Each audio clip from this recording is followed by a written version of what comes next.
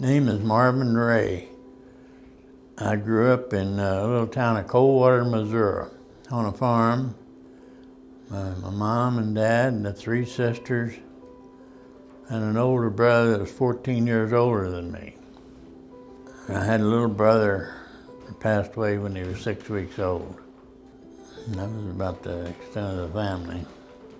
Because when you're on a farm, there's always something to do. If you ain't to working, well, you can always go rabbit hunting or go swimming or do something. There's always something you can find to do. And I enjoyed it.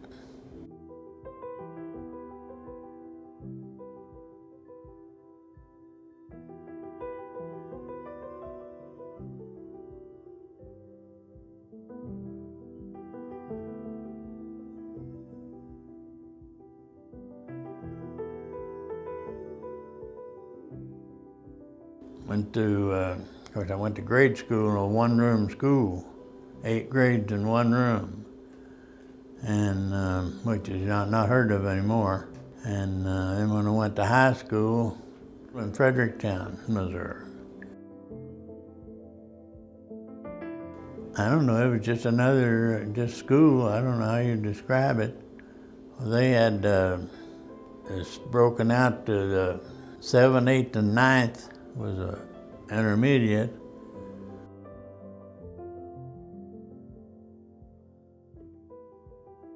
So I graduated from the 8th grade and from the 9th, which is not heard of anymore. My main interest was in agriculture, so my vocational ag was my main subject to me. So I enjoyed it.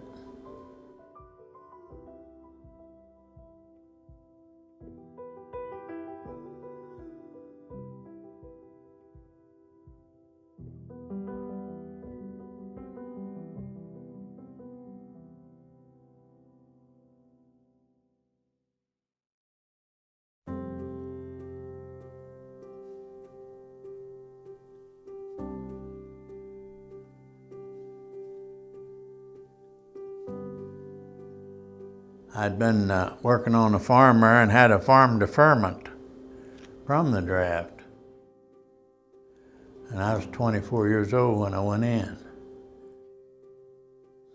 I figured it was about time. I didn't want to be stuck out there in the ocean on a ship, the Navy, and I didn't want to be laying in a foxhole somewhere. So I figured flying around up overhead better than either one of the other choices.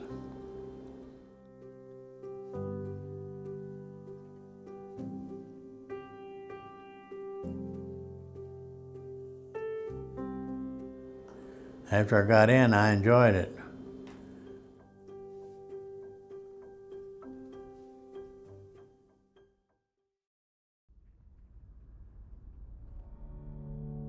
In the basic training on Lackland Air Force Base in San Antonio, Texas. Of course, when you get there, you find out everything's different. You're sleeping in a tent and getting up when they holler at you, and it was something different. We done some drilling, marching, and went to class a lot.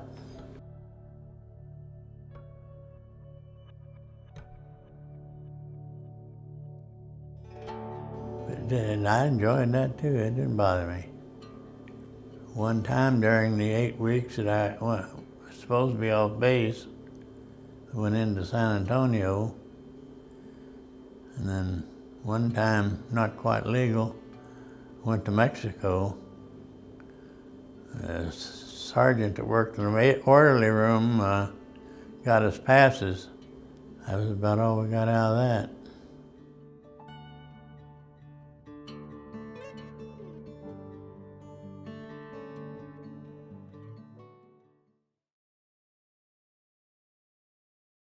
When I got out of basic, they sent me out to Edwards and they said, "You're an aircraft mechanic." I didn't go to school or anything, just on-job training. Changed me from farmer to an aircraft mechanic. I stayed there, found a beautiful woman and married her. Really, those girls weren't supposed to date servicemen, but her and her sister, one of her sisters, both worked there as hostesses at USO.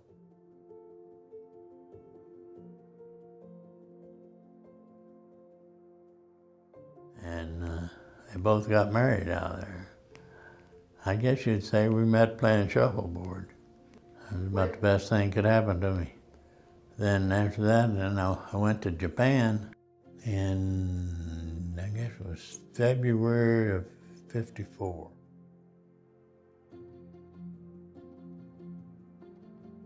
I left out of San Francisco. We went out of the Golden Gate Bridge. And the water was as smooth as this floor, and there was guys already sick throwing up.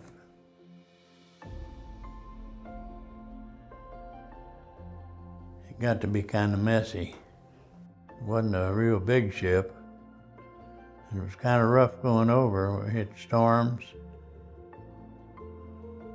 The water had come up over the bow, and you wondered if it was going to come back or go on down.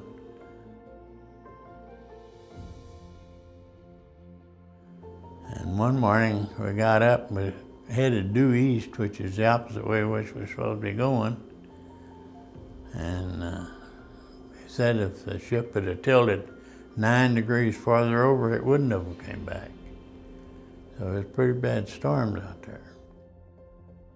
And we got into Yokohama.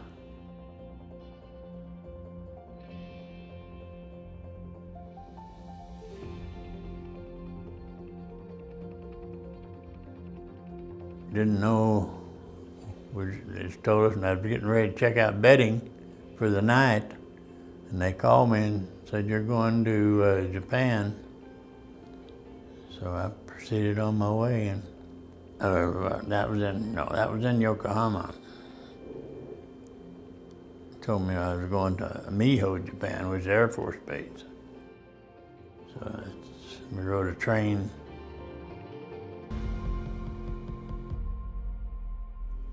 From Yokohama down to Miho, which was about a 24-hour ride.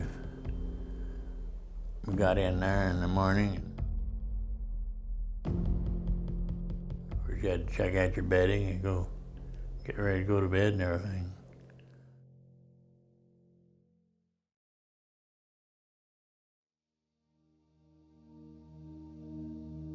To me, it was just another day, like just another job. I was never in any combat or anything. I'd just always go to work like anywhere else. Just making sure they was ready to fly.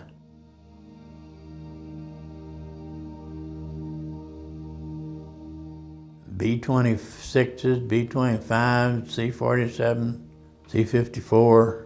I never done much with fighters. Over here at Scott, as a civilian, I worked on what they call a U-3, little twin-engine aircraft, drive them up and down the ramp.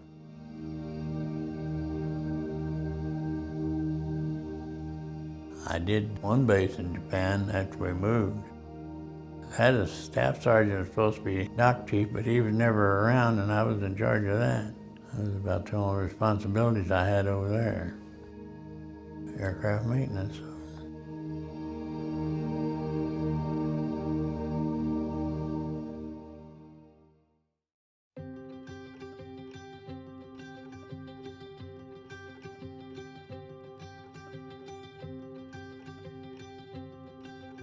Responsibilities.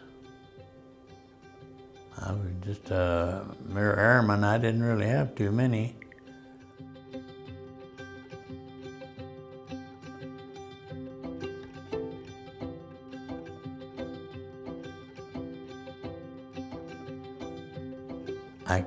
I can remember one fellow from Ohio that was a good friend, and one Indian guy that was from Montana, I believe, yeah. I was good friends with. There's several that I was actually friends with, but most of them I can't even remember now.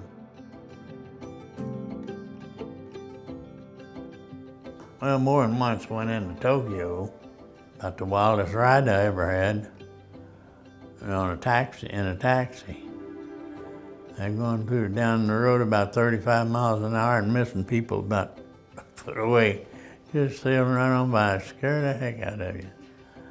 Of course, over there, everybody had a room boy, cleaned the room and took care of that, and we gave him a little, wasn't much pay, but we gave him some pay. And they'd take care, one guy'd take care of 3 or 4 rooms, 4 or 5 rooms. And I got along with them real well. Very nice people.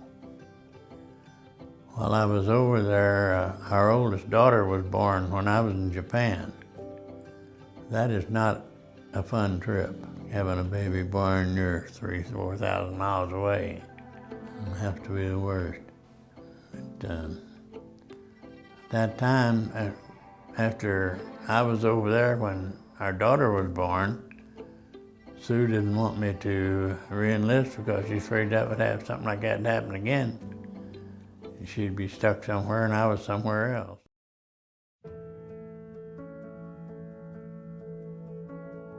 When I came back from over there, the Red Cross got me home because my dad was in the hospital. I knew they was trying to get me home, but I gave up. I didn't think I was going to make it. So I got up that morning, took my clothes to the laundry, went to work. About 10 o'clock in the morning, somebody come down and says, get ready to go home, you're going home. And so I had to go retrieve my laundry dirty laundry out of the laundry and get everything packed and ready to go. And then from there we went over to, I can't remember the name of that base. It was Air Force Base, pretty close to us there at Johnson. Went over and got on an airplane and headed back across the ocean.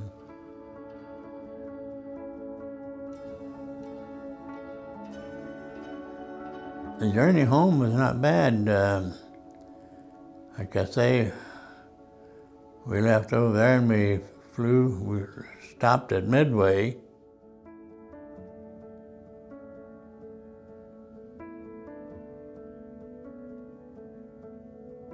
And wasn't there very long.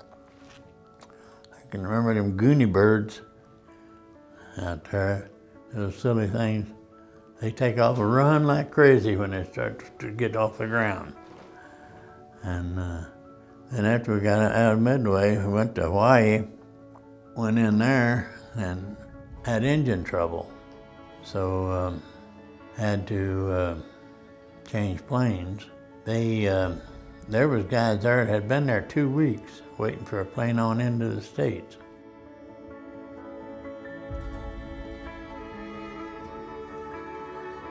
So we was in an assembly and I went up and told the sergeant in front, I said, I'm on emergency leave. Is there any way to expedite this? He says, get out of here, go over to finance, get your money and go home. So I moved on out and I was only there in Hawaii about 11 hours. And then I came on into San Francisco and caught a flight on down to Los Angeles where my wife was.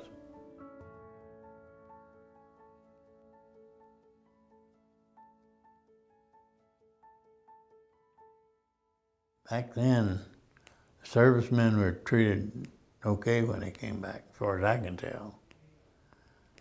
I never had any discomfort or anybody make any remarks about it or anything. It wasn't like the Vietnamese where the men were actually not treated good.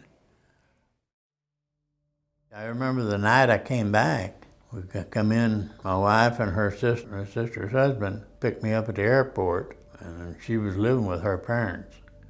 We went in and had that little baby I hadn't seen.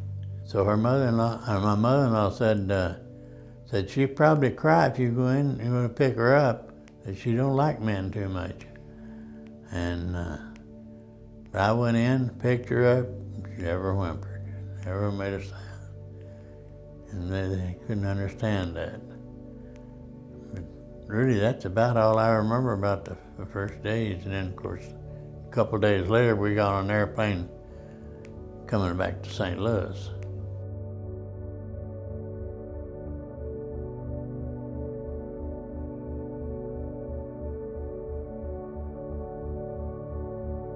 From there, then I went to Scott Air Force Base here in Illinois. Then that's where I was discharged.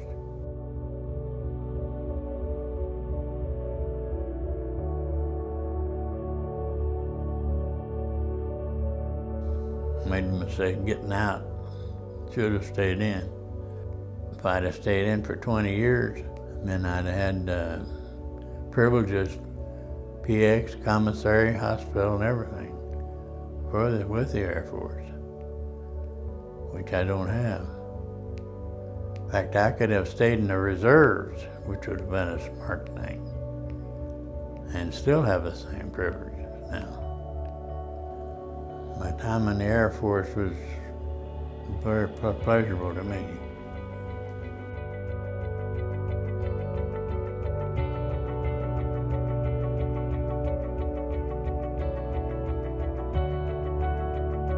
When I got discharged at Scott, I turned around and went back to work as a civilian, the same job I was doing in the service.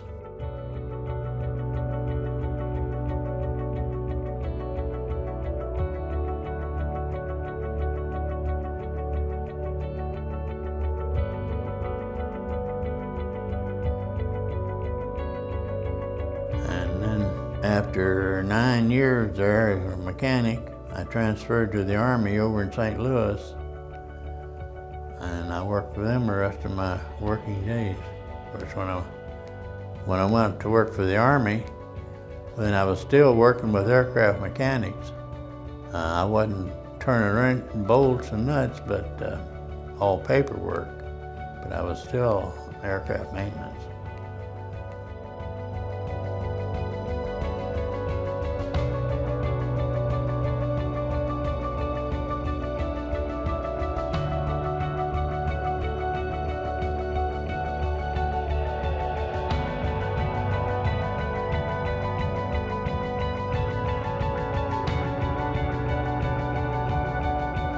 That was a long time ago.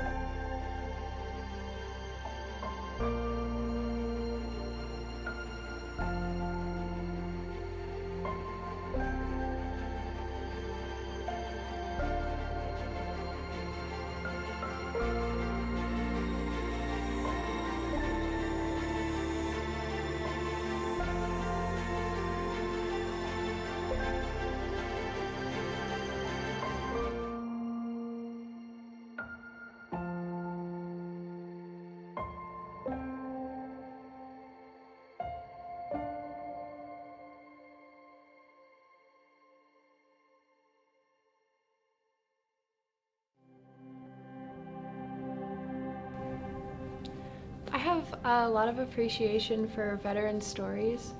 I find all the stories really fascinating, and I love hearing what they have to say. Just like stories of life experiences.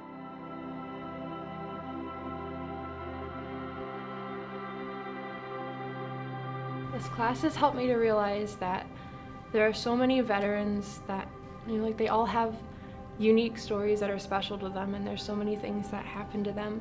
And then as they pass away, when you find somebody that has a story to tell like that, it becomes all that much more valuable.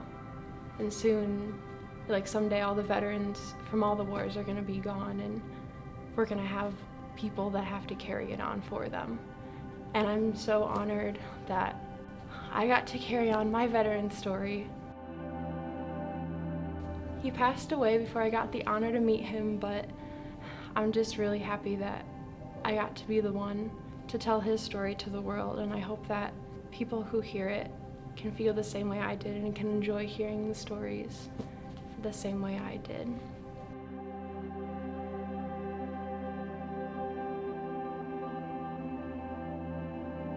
You seem like you are a really wonderful person, and if I got the chance to sit down and hear more, I would definitely do that. So thank you for sharing your story with us. Thank you to his family, letting him share the story.